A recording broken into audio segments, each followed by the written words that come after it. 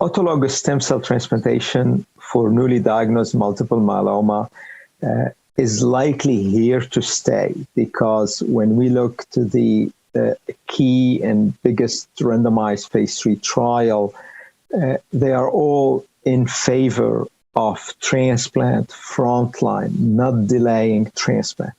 So the question is, how can we further improve the results of auto transplant in multiple myeloma?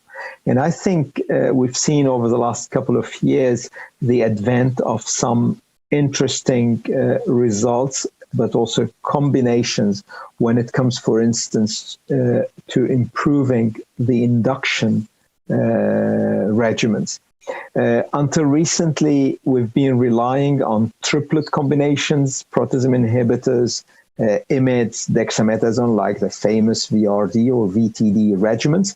But now I think, and there is also already an approval, that the near future is about using quadruplet combinations.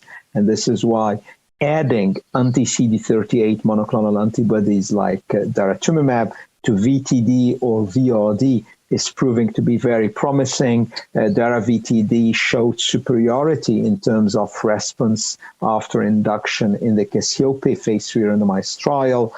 Dara-VRD showed superiority in the Griffin phase 2 randomized trials. And in those trials now, with sufficient follow-up, we can see improvement, a trend towards an improvement in progression-free survival. So using a quadruplet-based induction is likely to be positively impactful later for the outcome of the patient. But I believe things will also improve, because there is now a clear recommendation to continue to do consolidation, but after transplant, but also to use maintenance. And until recently, Lenalidomide was the only approved and widely used option. However, again, this field is moving very rapidly, and we've seen studies showing the proof of concept about the feasibility of doublet maintenance. And again, we have data combining second-generation proteasome inhibitors and lenalidomide, like in the 40 trial, carfilzomib and lenalidomide.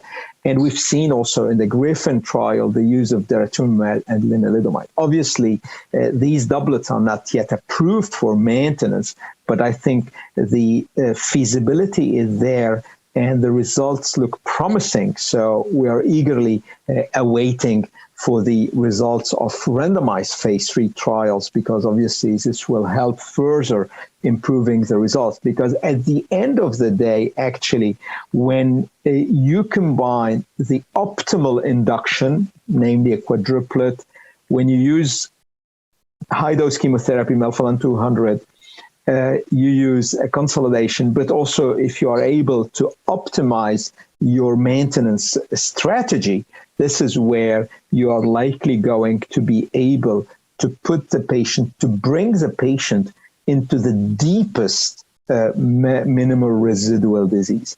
And we know very well that if you are able to achieve a deep but also sustained MRD negativity, these are the patients who are really going to do well over the long term.